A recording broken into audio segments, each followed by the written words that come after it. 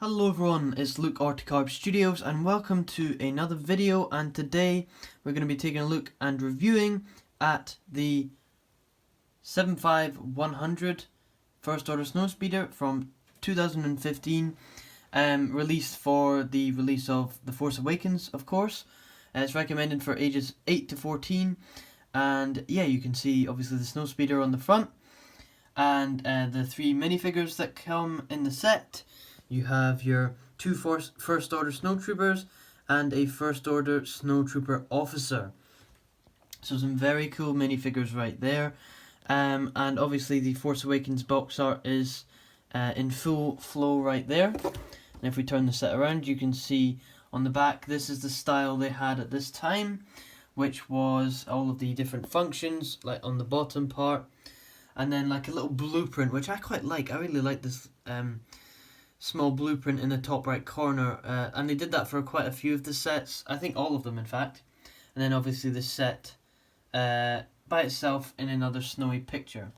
This is from Starkiller Base, and yeah, I got this for £35 from eBay, and by the way, it was sealed for however many years for me to then just ruin it when I opened the box, live on stream, may I add.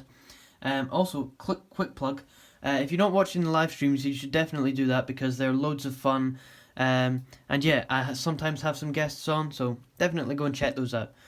So yeah, I built part of this on that live stream, and I ruined the box at the very beginning. So I'm kind of bummed out about that, but other than that, let's take a look and see what my thoughts are on the set and the minifigures. So basically, there are two minifigures in this set because you get two of these regular snowtroopers and then the special officer one.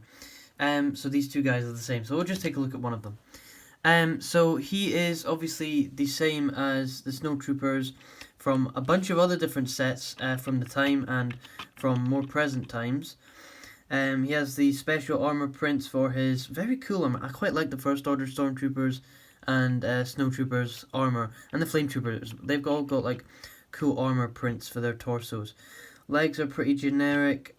He does come with a kama, which is very cool. And something that I'm really annoyed about with Lego is that the newer Imperial Snowtroopers don't have kamas at all, which they should do, or backpacks for that matter. And that's really annoying. I wish they would change it back to the old ways. But yeah, obviously the backpack with the neck bracket attached, and he comes with a regular blaster, and the helmet is obviously the same. Nothing too special. He's got that very thin visor, which I'm confused as to how he can actually see out of it. And underneath there is a angry clone head. Nothing special there. So this is the First Order Snowtrooper officer. He is basically exactly the same. He has the same kama, same backpack, same prints on the torso, same helmet, even the same face, the angry clone head, which is now changed as of summer 2020, which is when I'm making this review. The two differences are that he comes with a slightly different gun. He's got the shorter gun with a white lightsaber hilt on the end, which is a nice little change up for him, like a special gun for him. And then he has a red pauldron. So yeah, another cool minifigure, and I do not have any versions of him. I think he's the only one who comes with the red kama, so I'm happy that I have him now. He may end up in a Celeste One video in the near future, so stay tuned for that. So this is the Snowspeeder in all of its glory. You can see that compared to my hand, it's actually quite a big model, slightly bigger than my hand, and yeah, it is equipped with 3 mega guns. You can see the 2 on the bottom right there, in the profile shot right there, and then you've got the 1 on top, which is like the main gun. These are just like play feature guns that Lego added, but I believe they are engines on the actual speeder. So yeah, this to roll as well as you can see it. It does have some wheels on the bottom, and these are it's all a Technic base underneath. And when I was building it, I was quite surprised at how tall it stood before I got the engine bits on and these slopes in. It was very tall off the ground. It wasn't very stable either. But yeah, once the engines and the other bits are on, it's perfectly stable. It stands by itself, doesn't need anything to hold it up. There is meant to be a stud in there for the stud shooter, but I decided against putting it in just to make it look a bit nicer. But I do like the green glow there, kind of like signifying engines possibly. And you can go ahead and turn these, and that they're all gone forever. I'm never going to be able to find those. But yeah, they do shoot. You just turn the wheel here and they fire off with the stud shooter mechanism there. You do get 3 of these little crates which just carry extra studs in them. So each of them has about 4, I think, a stack of 4 in each different container. And yes, it is top heavy. If you push down on the front, the back will lift up. And some of the notable features are that the gun has a couple of positions. You can push it back and angle it straight forward if you want, or you can just have it shooting straight up at like an X-wing or what have you. There is a little printed panel right there for the control console, and you have 2 seats for your minifigures right here. And they are actually very easy to use. There's no problem with legs getting stuck or anything like that. And basically you can just put your minifigures on the studs anywhere. If you want them to leave, I guess they could just walk off here, and so on and so forth. You may notice these hinge bricks here to get this angular connection here, which is very quick thinking on Lego's part, I guess. It's a very good technique to use if you're a mock builder or you're interested in that kind of stuff. There are a couple of stickers on either side. You can see them here. They're all the same on both sides. And you've got this one at the end. There are also the 2 like headrests for the seats. You can position these in whatever way you want. This is the way they're meant to be.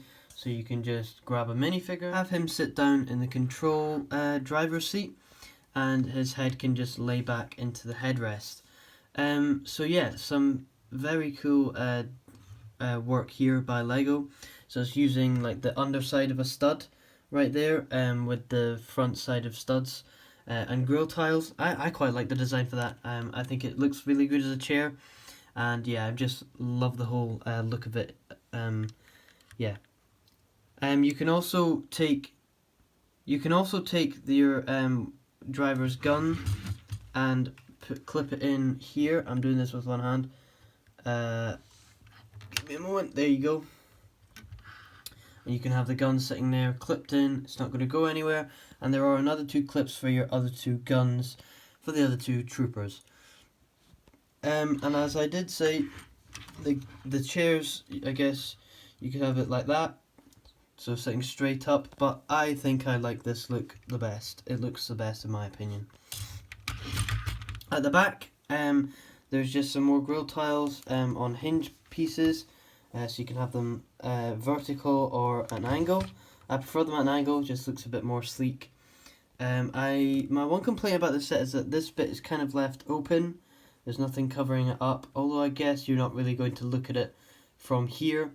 You'll mostly be looking at it from the front side, such as this. But yeah, overall thoughts on this set are a good solid 8 out of 10.